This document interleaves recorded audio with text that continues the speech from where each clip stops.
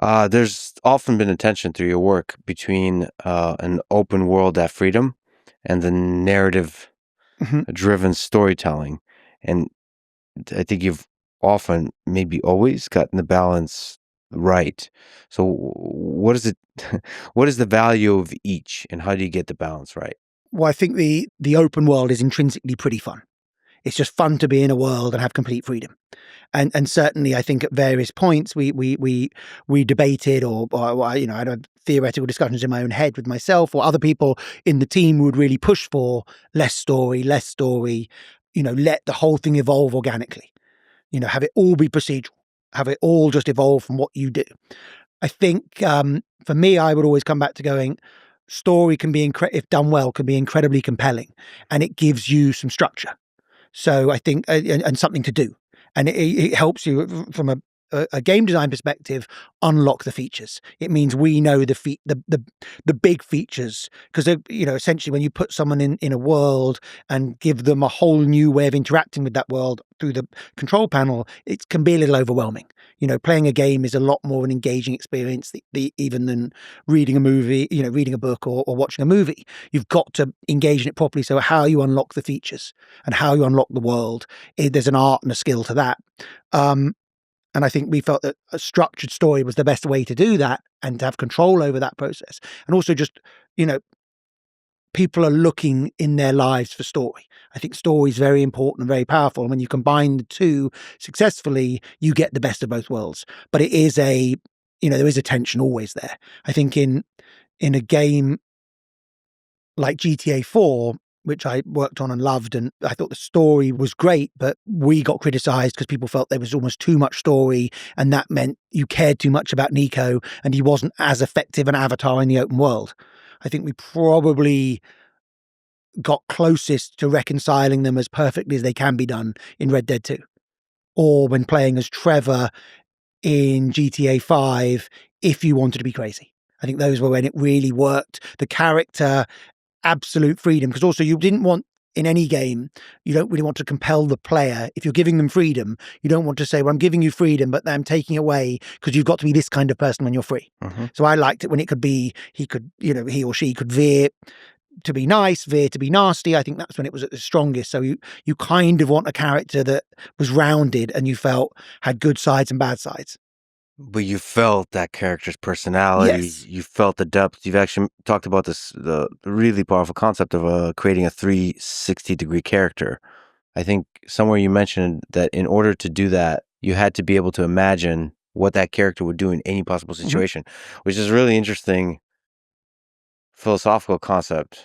I started to immediately think, like, can I imagine how good of an NPC am I? Can I imagine myself in every part? I try to do that very much when I look at human history, when I look at the Roman Empire, when I look at World War II, within the German side, the Russian side, the British side, the American side. Just I imagine myself if I was a soldier, but like that exercise. Like if you put Trevor as a soldier in World War II, what would he do? No, I mean that may be going a little bit too far, but basically, what are the limits of the integrity? What are the limits of how romantic is he, how narcissistic, all those kinds of elements you have to think about in order to create the full character. What does it take to create that kind of 360 character? How hard is it?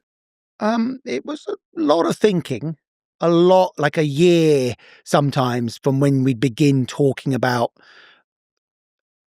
a project and dialing it, and I would just get some initial ideas, very like one sentence. They are a Serbian immigrant or they are a retired gunfighter with a wife in, type very, very simple stuff. And then just start to think through it from every angle.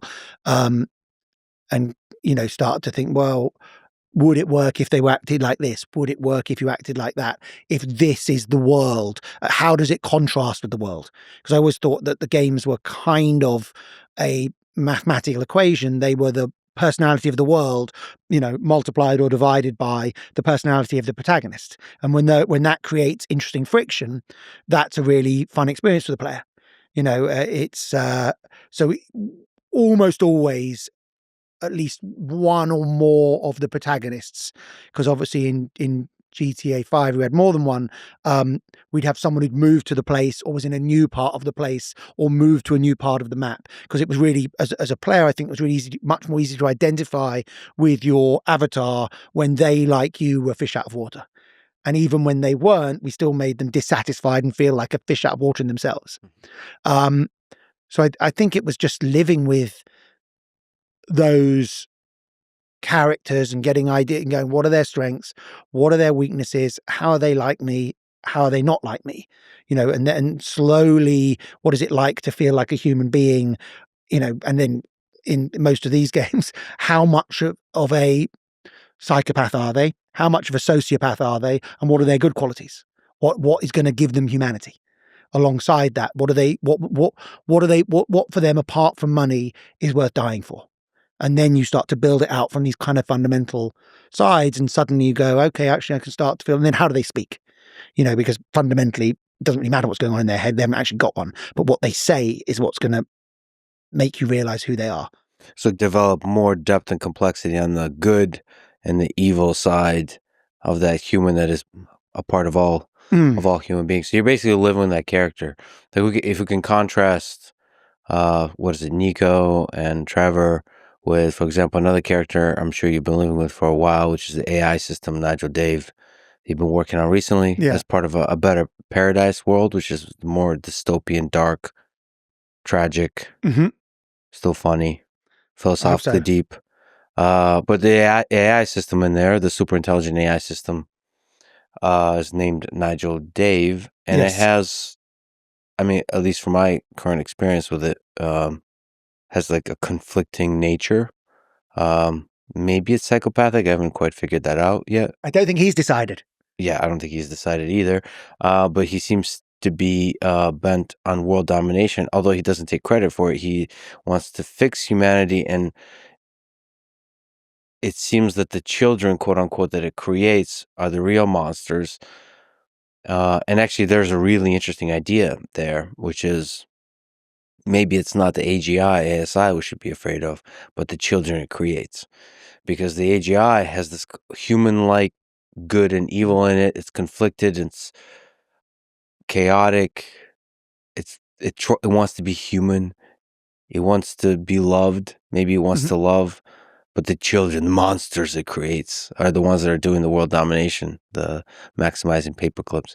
Anyway, that's a character. You have to build that out. You have to think through that. So you've been living with that one for a while?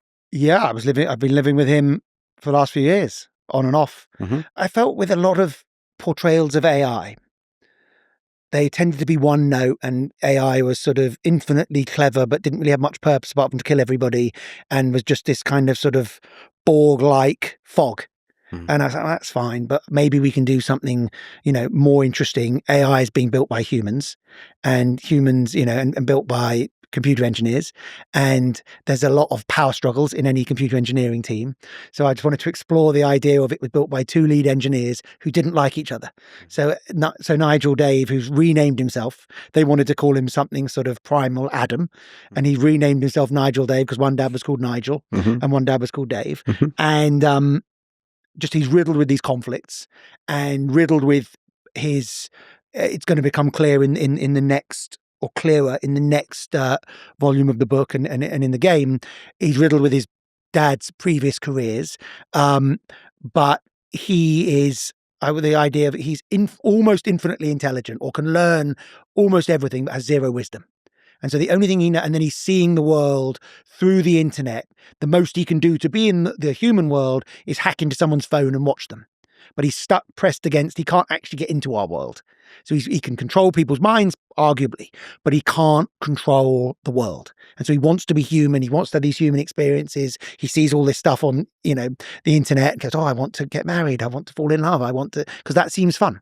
I want to have, he's a digital creation, so he wants to have metaphysical experiences, and he's trying to imagine what that will be like. Oh, that's what children are. That's what love is. And he's so I think but he might be a sociopath, and he certainly has sociopathic tendencies, and but then he kind of thinks that if he can imagine good and try to do good, that will make him a good AI. So I think there's something sympathetic about him.